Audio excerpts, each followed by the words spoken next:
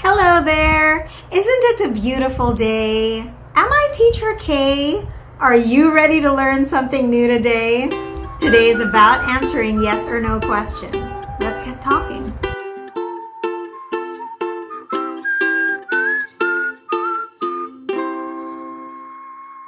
Hello! If you're new here, I'm Teacher Kaye and I'm a certified speech language pathologist. Between 12 to 19 months, your babies are going to be so busy just picking up and absorbing so many different concepts and labels and building their vocabulary from the things that they hear and observe around them. But before some kids can even begin to say their first few words, they will learn a very important concept, and that is rejection. No, no, no. So they learn what they do not like to begin with. And that is a precursor to start teaching them the concept of yes or no.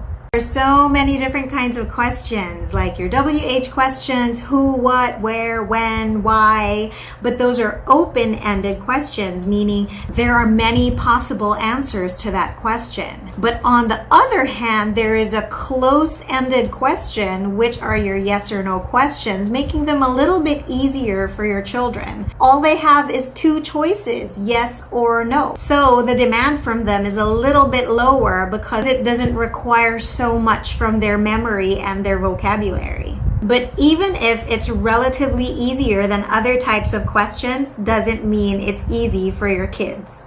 This is because the answers yes or no change depending on the type of yes or no question. If you say yes to the question, do you want? Then the answer is yes, I want. But if you answer yes to, is it a ball? Then the answer is yes, it is a ball. So the subtext kind of changes. And there's several different types of yes or no questions. One of the easiest is yes or no with regard to preference. Do you want this? Do you need help?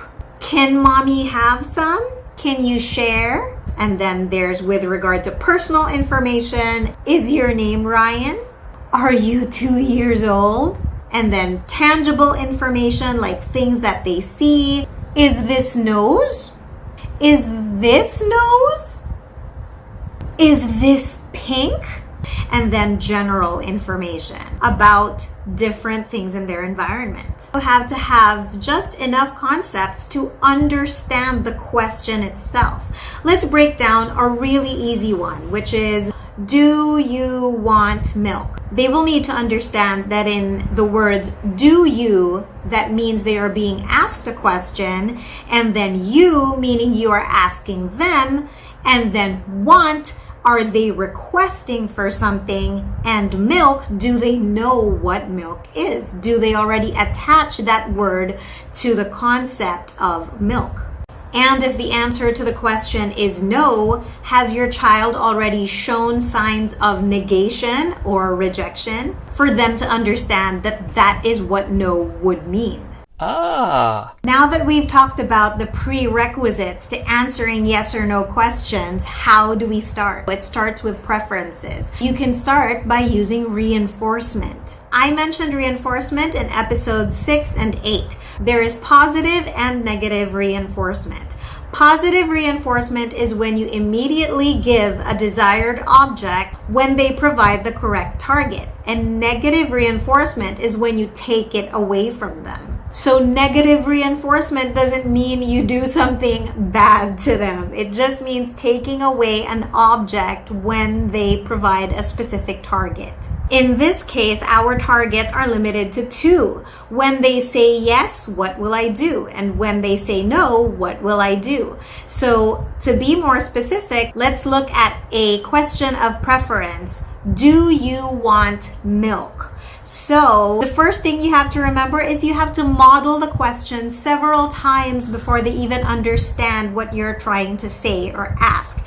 Do you want milk as a formula, as a question? And there's an auxiliary verb which can be do or be, as in is and are, was and were, etc. And then the action, and then an object, which is usually the format of a yes or no question. Start with things that you already know that they like and do not like, either generally or at the moment, so that it's easier for you to know if they are actually matching yes with yes they want it and no as in they do not want it, rather than them randomly answering yes or no all over the place and you can't confirm if do they really want it. So for example, at the moment you can see them looking and reaching for a bottle of milk, and you ask them, do you want milk? And then join that with a gestural cue, a very emphatic, exaggerated nod of your head with the words, yes, want milk. And then you give it to them. So you have to repeat that several times before they actually get, okay, when mom says these bunch of words, do you want milk? And hands me the milk and then nods and says, yes, I get the milk. And they start to make that association. Or on the flip side, if they were just drinking and you know that they're quite full because they've pushed the bottle away, and then you know that they don't want any more milk, you can ask again, do you want milk? So that you have the opportunity to model no. So you can say, want more milk? No more milk, and then immediately take it away. So the important thing is, if you know that the answer is yes, I want it, and then they make some form of attempt to do it later on, you give them the milk bottle. And if you know that the answer is no, they don't want milk, and they correctly match it by making attempts at shaking the head or saying or who or something that sounds like no, then you take away the milk bottle.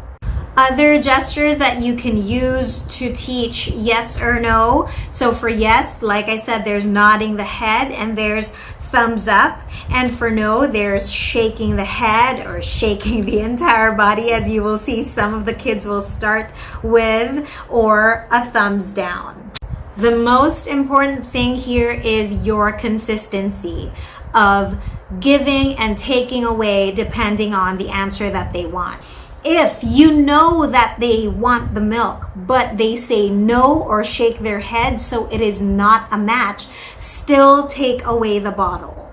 Do not continue to give them the milk because they said no. If you do give the milk, even when they say no, because by their body language you understood yes, this could confuse them. Some of the more common problems with answering yes or no questions is the consistency of their answers. So sometimes you already know that they want something, but they'll mistakenly say no or shake their head just because it isn't mastered yet. So at least you can see that there's an attempt to make a response, and that is still a start. So that just means keep going with your reinforcements. If it is no longer a question of preference and is more a question of visual info or general info, you need to make sure that they know the concept behind what you're talking about. You can start by asking them to point to things when you just say the word, like star, and then they accurately point or gesture to star, and then moon,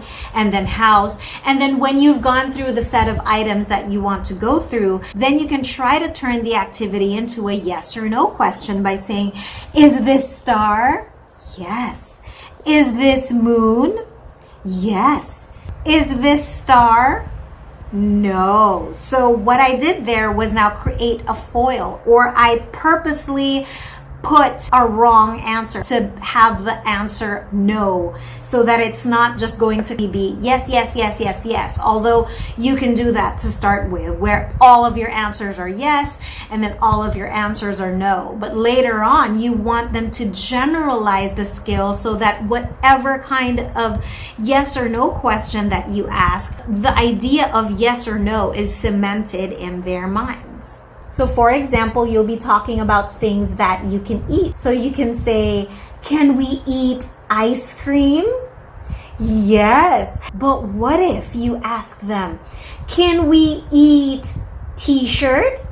Yes. And they said, yes. What do you do about this? A lot of kids respond to silliness. What you can do with that is make it into an absurdity to demonstrate to them that that's not right. So you can say, I can eat a t-shirt. Let's try. I don't think I can eat a t-shirt. Can you eat a t-shirt? No. And they remember those kinds of moments better because you've demonstrated it and you've shown a lot of facial expressions, and that will help imprint it into their brains as like an emotional memory. So just remember that just because they've been able to answer yes or no to certain kinds of questions doesn't automatically mean they can do it for all types of yes or no questions. If we go back to the example of the milk, they might be able to finally understand how to say yes when you ask them, do you want milk? It wouldn't be the same for, let's say, if you ask them, do you want Coke, because maybe they don't know what soda is. I think the skill of answering yes or no is so important because you get so much information from them. Like, for example, when you want to ask, are you hurt? Is something painful? That doesn't require them to have an extensive vocabulary for them to say yes. So for me, that's one of the best benefits of yes or no questions, and just to check for their comprehension every now and then. And that's it for today. So the question is, did you find that helpful? Have you subscribed? Please do. I would love it. And you can get in touch with me on Facebook and Instagram at Teacher Kaye Talks. Hope to see you next time. Happy talking.